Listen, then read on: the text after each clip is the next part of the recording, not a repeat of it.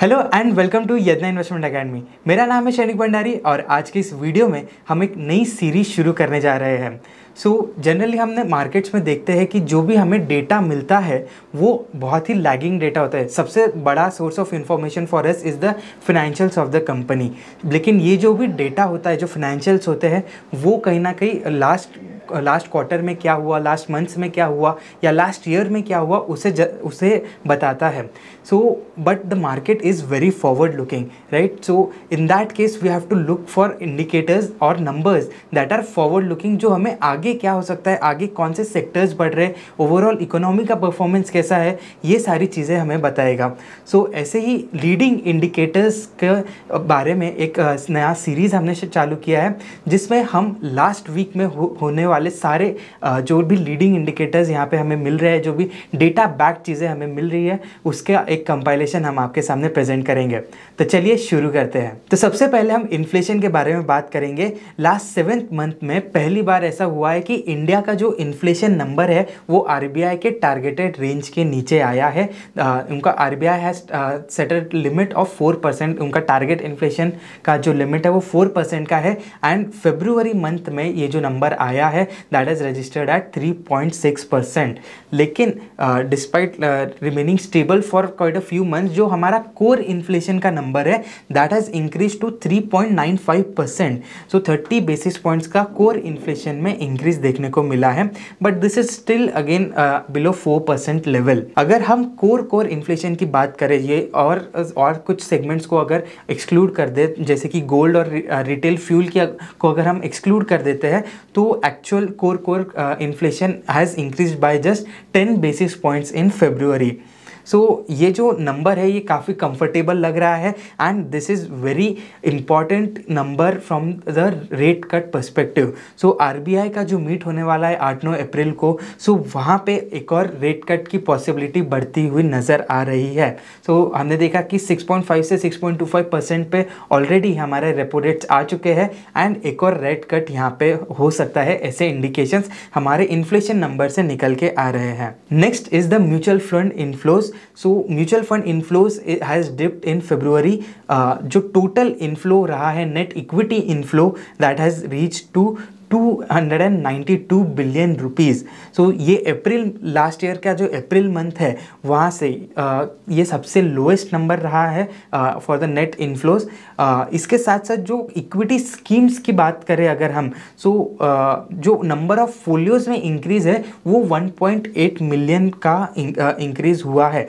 Month on month number जो है, भले ही ये ग्रोथ अच्छा है, 1.8 मिलियन से इंक्रीज हुआ है, लेकिन the growth rate has been very poor.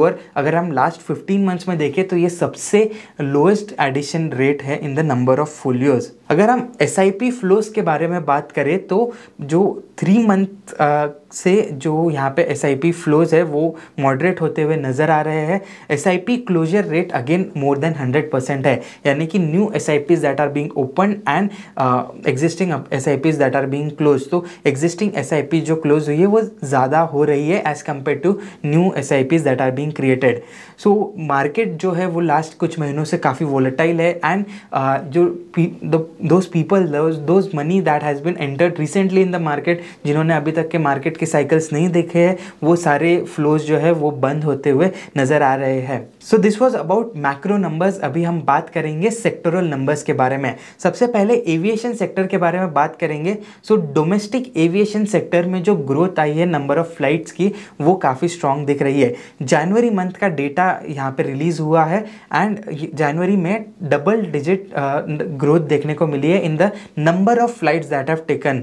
11% का ग्रोथ यहाँ पे रजिस्टर किया गया है और ऐसा ही ग्रोथ रेट जो है वो कंटिन्यू रहता है। तो by March, in the month of March, it is expected कि 1 लाख डोमेस्टिक फ्लाइट्स यहाँ पे होगी in the month of March in India. Domestic passengers की भी ग्रोथ अगर हम देखें तो ये भी काफ़ी बढ़ी हुई है।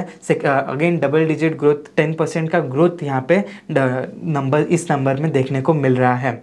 सो अगर हम कोविड का जो एडजस्टमेंट है वो हटा दे, वो चीज़ को नॉर्मलाइज कर दे, तो 2018 के बाद पहली बार जो एविएशन सेक्टर है, डोमेस्टिक एविएशन सेक्टर, उसमें डबल डिजिट ग्रोथ देखने को मिली है। यहाँ पे अगर हम लीडिंग प्लेयर की बात करें, इंडिगो, जो इंटरग्लोब एविएशन ये जो कंपनी है, ये इंडिगो एयरलाइंस की जो फ्लाइट चलाती है, उन्होंने अपना जो मार्केट शेयर है वो स्ट्रेंथन किया है। 65% का market share IndiGo is currently enjoying and this is their highest ever number.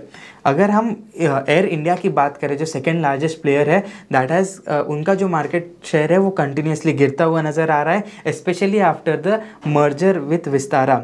So air India plus Vistara, अगर हम लास्ट जनवरी की बात करें तो 20% का मार्केट शेयर था उनका, लेकिन अभी इट हैज़ डिक्लाइन टू 17%। सो ये जो नंबर है, this is going into favour of Indigo and air India के लिए ये एक नेगेटिव साइड पे नंबर दिख रहा है। Next we will talk about the life insurance sector. Life insurance sector में कंटिन्यूसली पेन देखने को मिला है एंड अभी की जो स्टोरी है वो भी कुछ अलग नहीं है। कंसिस्टेंटली यहाँ पे जो नंबर ऑफ पॉलिसीज़ है उसमें डिक्लाइन देखने को मिल रहा है। सो फरवरी में 22% का डिक्लाइन देखने को मिला है and which has been the biggest decline in last 5 months। कौन है इस इंडस्ट्री में जो सबसे खराब परफॉर्म कर रहा है? And the answer is LIC। सो अगर हम बाकी प्राइवेट इंश्योरेंस की बात करें तो उनका भी नंबर ये बारी खराब आया है। LIC was very poor in terms of new policies growth.